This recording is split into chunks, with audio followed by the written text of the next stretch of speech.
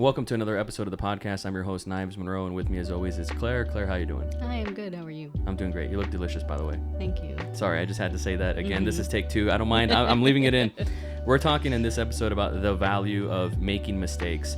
As a small business owner, as an entrepreneur, as a video production business, you're gonna make mistakes. You're gonna fuck up.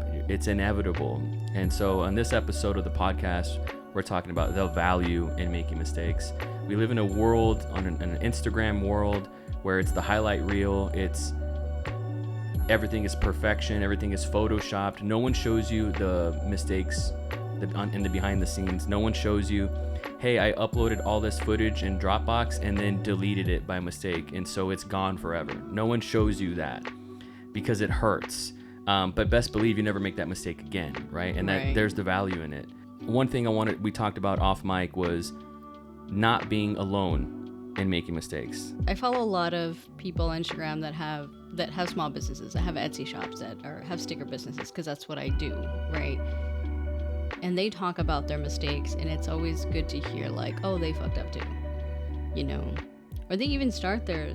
I think there's even an audio that's like, I made a mistake with my small business, and it's like, I ordered 600 of these items, and now I don't know what to do with them. And then they have a sale, or they're like, they're freebies now, you know? And it's always nice to see that, because everything up until then, it's like, well, they're so successful. They have 20 orders a day, and they're doing packaging videos, and they're saying how much they're making every month. And it's like, oh, cool, they're making it. But then, like, they have this mistake, and I'm like, oh, they're just like everybody else, you know? And it's nice to see. I'm sure it hurts for them to post that. Like, I probably would not post something like that personally, even though I should, but it's nice to know that you're not alone. We associate fuck ups and mistakes with failure, and you learn some and you lose some. And every time you lose in business, like, there is a lesson to be learned, and making mistakes is absolutely inevitable. It's gonna happen. We were watching the show on Hulu, The Bear, starring Jeremy Allen White, and it's a cooking show for those that haven't seen it or heard about it, and it's very intense. So you've probably seen, what's that chef's name? Gordon Ramsay? Gordon Ramsay. And you've seen them, he'll be like, fuck, shit, and throw stuff, and he's just completely upset. And so that's that chaotic energy is in the show. And anytime someone makes a mistake, they don't linger on it. They just move on right away. I mean, after a lot of yelling and blaming and throwing stuff, they'll just move on. They move on right away. And I think there's a lot of value in that's part of the process. You're going to make mistakes. You're going to fuck up. You're going to forget something. So the funny, ironic thing is, this is the third time we've restarted this podcast, and it's very on topic, on theme about fucking up and making mistakes. And I am so, what's the word? Stubborn about cutting and then all that. So this is just a peek behind the curtain of fucking up and making mistakes. And this is the third time we've done this, and I'm leaving it in. Making mistakes is inevitable. You're going to fuck up. We've talked about the bear. Yeah, we were talking about the bear. We were talking about the bear and how you're not going to stop production because of one mistake, because you overcooked something, because you undercooked something, because, you had a smear. Maybe where you undercook something, you might have to keep going. You're going to keep cooking it. You have to keep, right. You have to redo that. You don't stop the day. Well, no. And say, we have to close down because we undercooked this piece of chicken. You keep going. And it's the same thing with video productions or an Etsy shop or whatever small business that you have. Keep going. Fail forward. You're going to fuck up. It's inevitable, and it's necessary. Yes. Something you said off mic, and I want to bring it up here, is know where you suck. Mm-hmm. Yes. So when I said that, I was thinking specifically about drawing and being an artist, and I do a lot of drawings. I don't know how to... I know how to paint, but I'm really bad at it. Like, I think I suck at it. And there's different aspects of painting, like composition and color and all that, and like shading and whatever. And I'm really bad at like composition. I'm really bad at like laying something out, and then, I start somewhere and then it's totally off, right? So I've made a lot of mistakes, and that's where I know I'm not really good at it. And a part of me like wants to figure that out, but the other part of me wants to just like, oh, I'm bad at it. I don't even want to do it anymore, right? Which is like, I shouldn't be discouraged to not do something just because I'm bad at it, but it happens sometimes, But I think even that applies to, being a small business owner, even owning an Etsy shop or being a freelancer. Just know where you suck and where you're not good at certain things.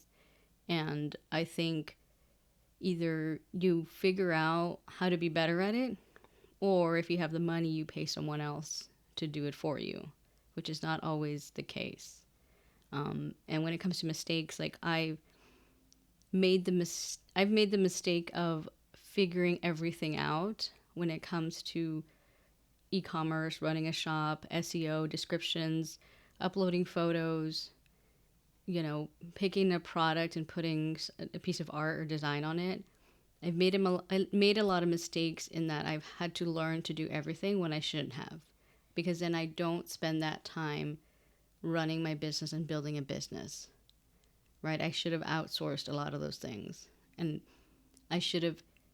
And it's like, well, okay, you can't always do that because you don't have the money, but like that's what your job is for. Your 9 to 5, your part-time job is for, to pay someone to fix your website, right?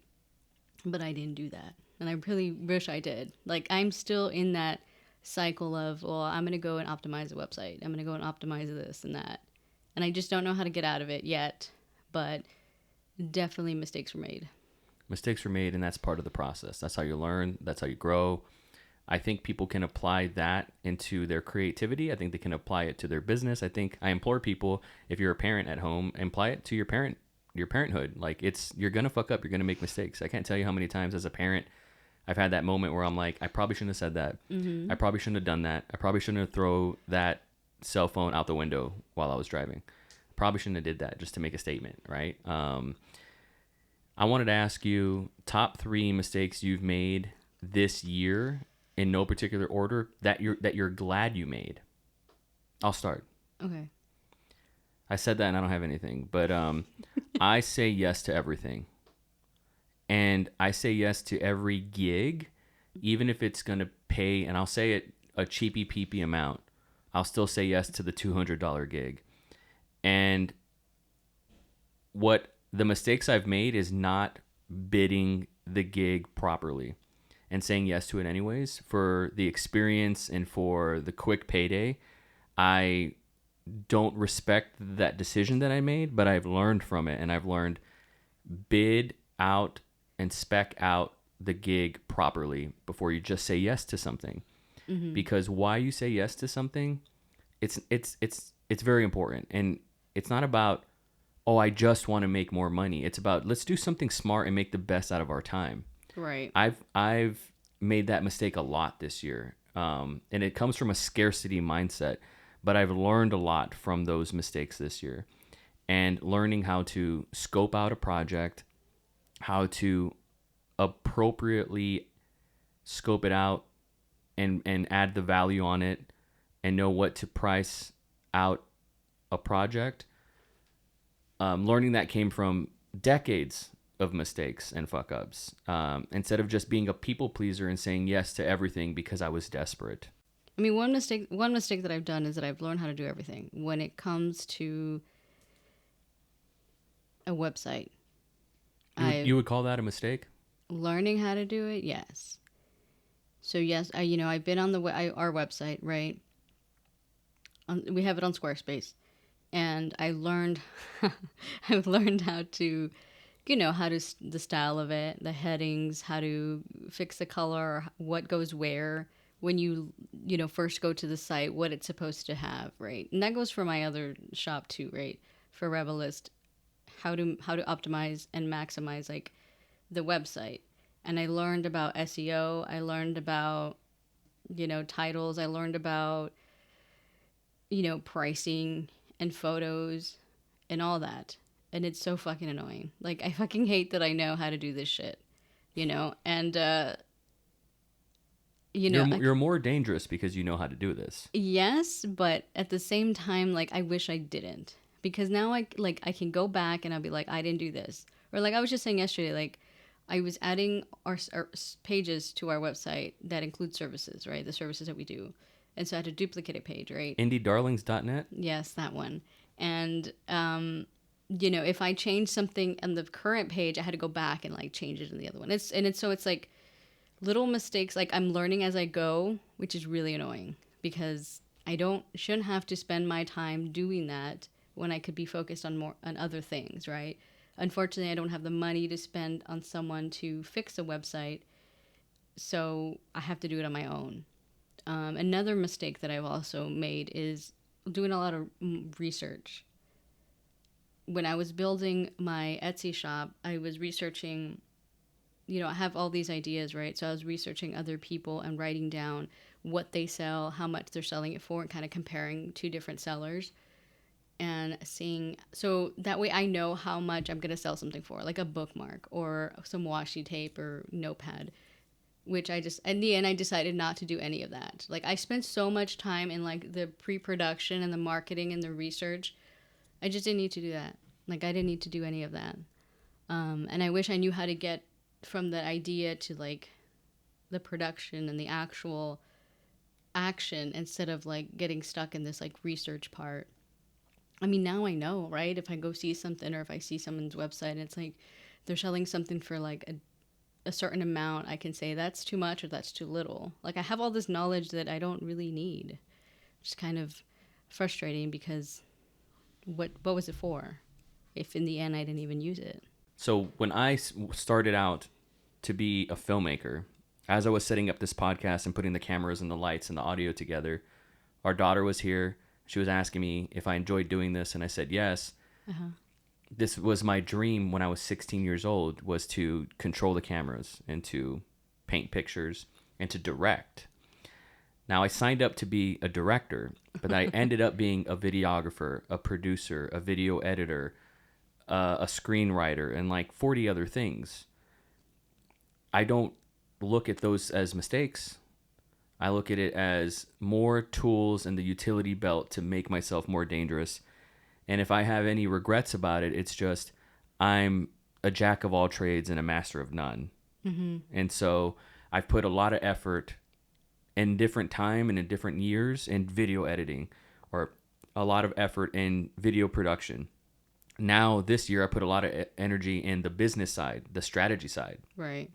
And it's just another thing that all I wanted to do was direct and just be Quentin Tarantino and just tell people what to do.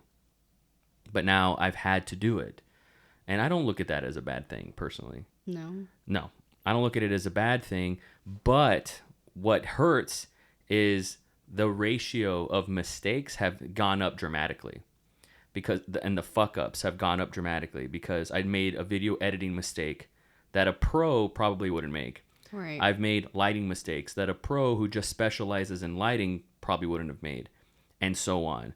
But here we are, and I'd like to think that, I believe in the big picture. I believe in going back to the bear. Was the night successful? Did people have a good meal? Did they have a good time? Even though backstage it was a shit show, like that is the W, right? Like that's the win. Like the ends justify the means.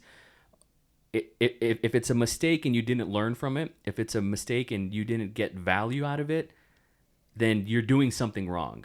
Right. But there's always value in signing up for something that didn't go anywhere if you learned something from it. There's always value in that.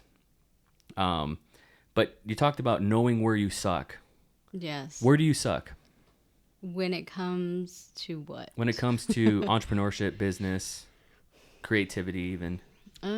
Creativity is very clear for me, right? I think I'm very good at drawing. There's like certain aspects I'm not very good at, but I know where, right? And if I dedicated, which is helpful because I can, if I wanted to, I could dedicate time and energy to that, learning that. As far as like being a small business owner, I mean, I suck at a lot of it.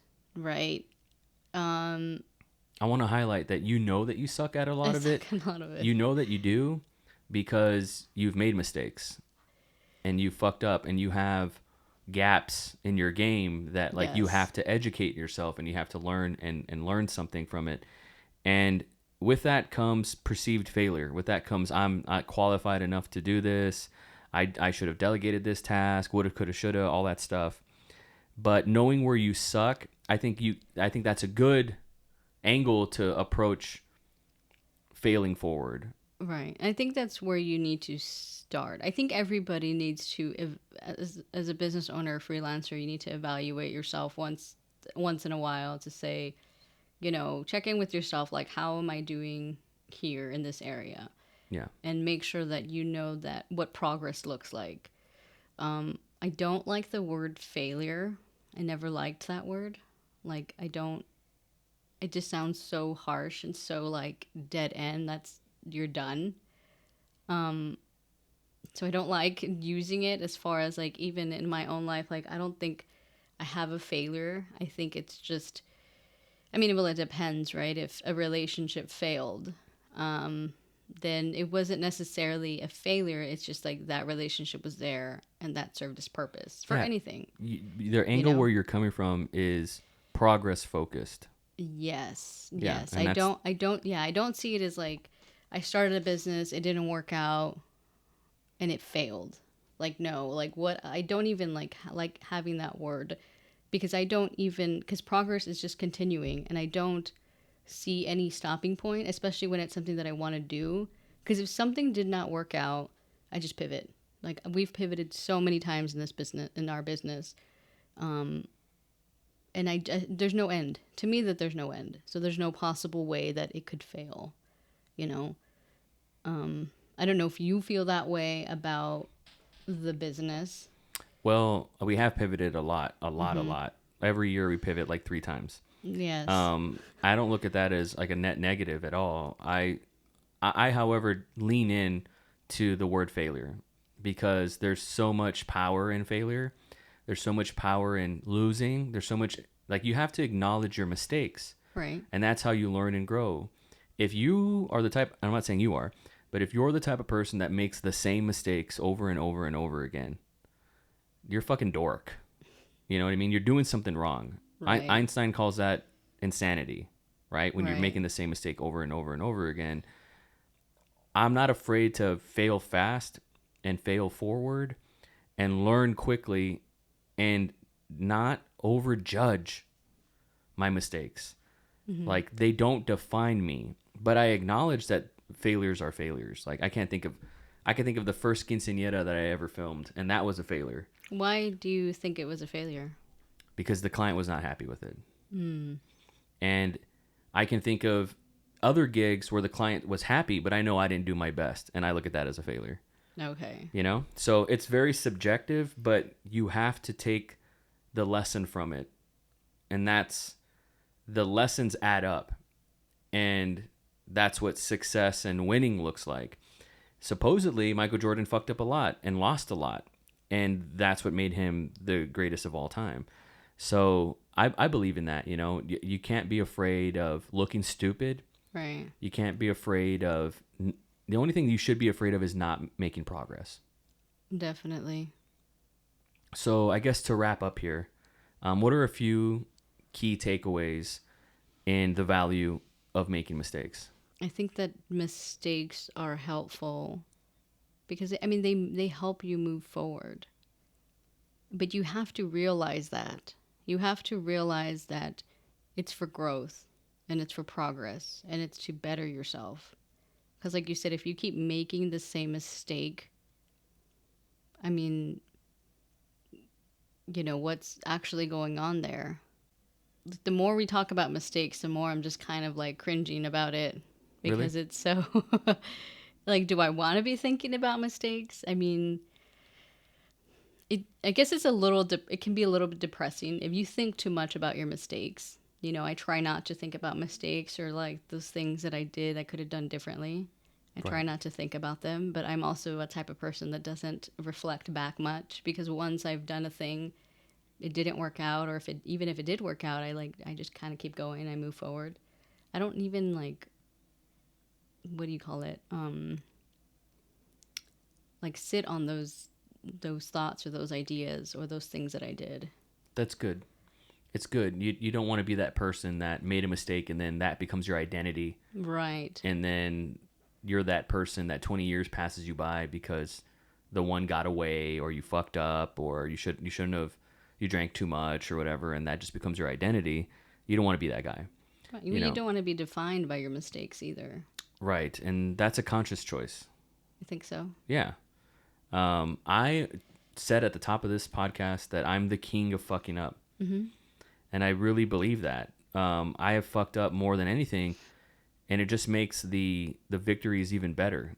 You get more at-bats. You get more opportunities when you don't judge yourself on your mistakes. There are days where I could have woke up a little earlier, or I could have not ate that donut, or I could have whatever mistakes that we have, and you just apply it to the next time. You just try to do the right thing next time. You just try to know better, learn better, and fail forward. That's the idea anyways. And I try to practice it. I'm not perfect, but I don't judge myself too harshly on my fuck ups or mistakes. I make them and then I move on. And if I have any regrets, it's beating myself up too much for a mistake, mm-hmm. and not letting myself off the hook for years. And but I've learned from that too. I've learned to not do that. Your mistake shouldn't outweigh the you punishing yourself shouldn't outweigh the mistake. Right. You know what I mean? So I've learned that the hard way. But thank you so much for this incredible podcast. I really appreciate it. It was, I think, very valuable, and I hope people watch this and they can learn something from it. It's funny that it took us 3 takes to do it, and that's part of it. You have to account for that in the production of the day. You have to account for mistakes. Yes. Because it happens. I've forgotten that one light. I've forgotten that one lens. I've forgotten the cart to haul all my stuff up and down X amount of flights of stairs. You always forget something, and mistakes happen. It's inevitable, and learn from it, grow from it, and be a better business person and filmmaker in our case. But thanks so much, and we'll see you guys on the next podcast.